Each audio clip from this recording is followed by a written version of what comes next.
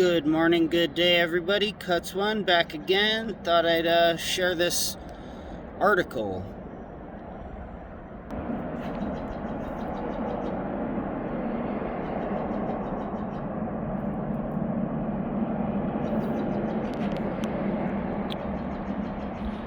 Old Vice article, fair use. Motherboard Tech by Vice. Written by Jordan Pearson. Craig Venter's digital to biological converter is real. Right now it prints proteins. In the far future it could print human babies on Mars. June 15th, 2017. Craig Venter thinks that sending living organisms to other galaxies on spaceships is definitely science fiction. It's much more realistic, he thinks, to print them on site using digital representations of their genome. He calls it biological teleportation, essentially emailing medicine and organisms back and forth between Earth and other planets is just one of the far future implications of a device developed by Synthetic Genomics, a company founded by Venter and superstar geneticist and biotechnologist. The tabletop device is called the Digital to Biological Converter, or DBC for short. And without a fancy box, it looks like a bunch of complicated mechanical crap laid out on a table. The device accepts digital representations of DNA over the internet and reconstructs them on the spot using the chemical building blocks of life, adenine, cytosine, guanine, and thymine. You might recognize their initials from the movie Gattaca.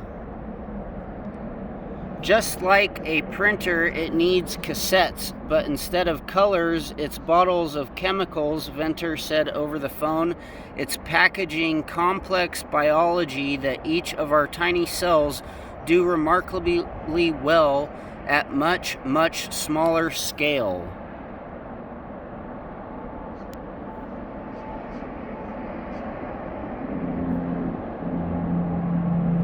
Venter, who pioneered genome sequencing in humans, has been at the center of some of the biggest genetics breakthroughs of our time.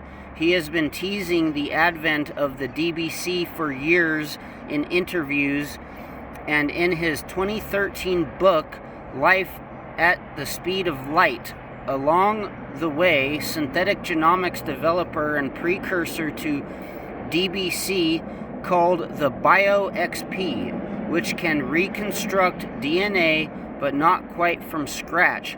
After the BioXP was used to quickly synthesize an avian flu vaccine in 2013, Venter says that SpaceX, Elon Musk's, expressed interest in using the futuristic DBC to print terraforming bacteria on Mars.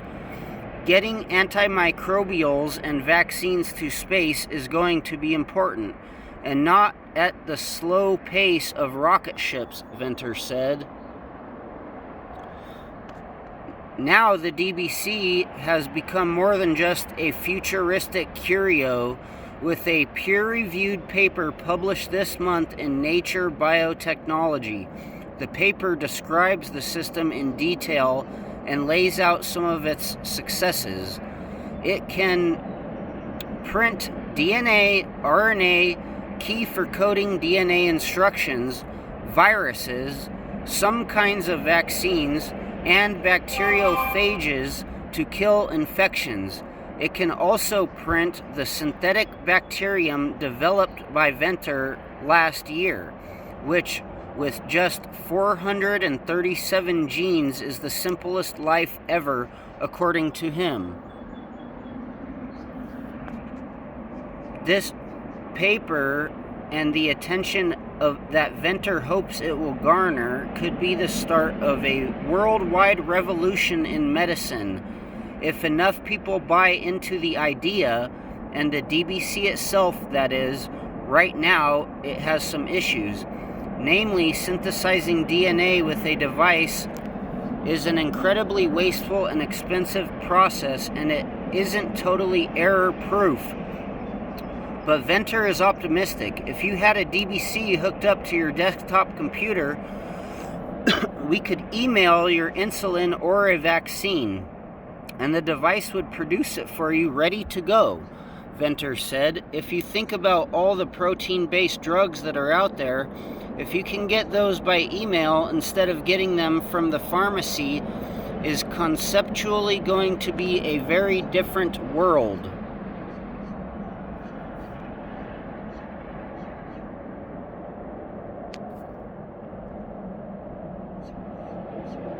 The idea, as Venter describes it, is for every major hospital, clinic, and corporation in the world to own a DBC. If a viral outbreak hits, the vaccine could be sent around the world in a digital file in minutes and produced locally instead of being stockpiled and shipped out. We could stop pandemics in their tracks, Venter said. I phoned Daniel Gibson, a scientist at Synthetic Genomics, who accepted the DNA assembly process known as Gibson Assembly. He was just as fired up as Venter when it came to the near-term medical applications of the DBC. But when it came to Venter's far future aspirations in space, he was more pragmatic and said it's best not to get distracted.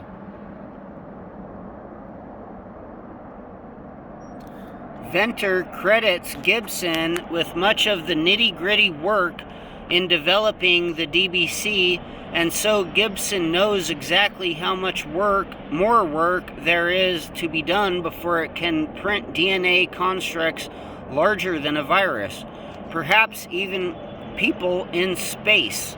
As DNA constructs are synthesized, about 99.999% of the raw materials go to waste. It's an incredibly wasteful and expensive process, Gibson said. We're trying to solve that, so instead of building 2 genes with 20 liters of waste, how about building 2,000 genes with just a few milliliters of waste that will dramatically reduce the cost of DNA synthesis, reduce the waste, improve the process, make it more robust.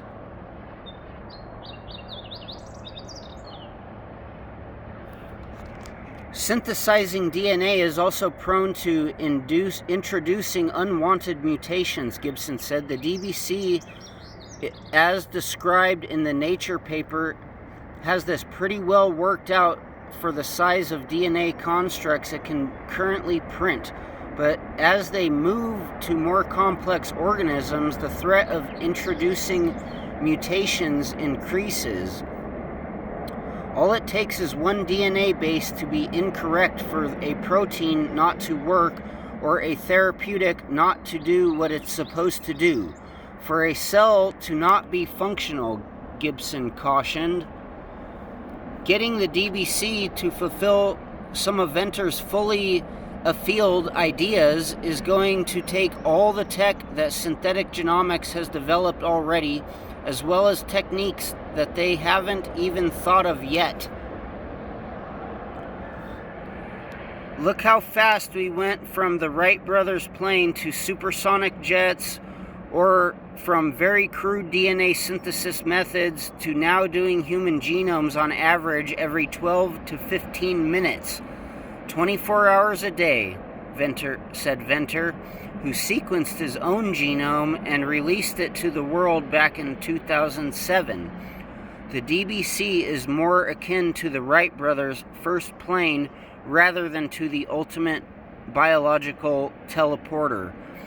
Even if it never works out revolutionizing how the world deals with viral outbreaks and ushering in a new era of on-site medicine, wouldn't be bad consolation prize.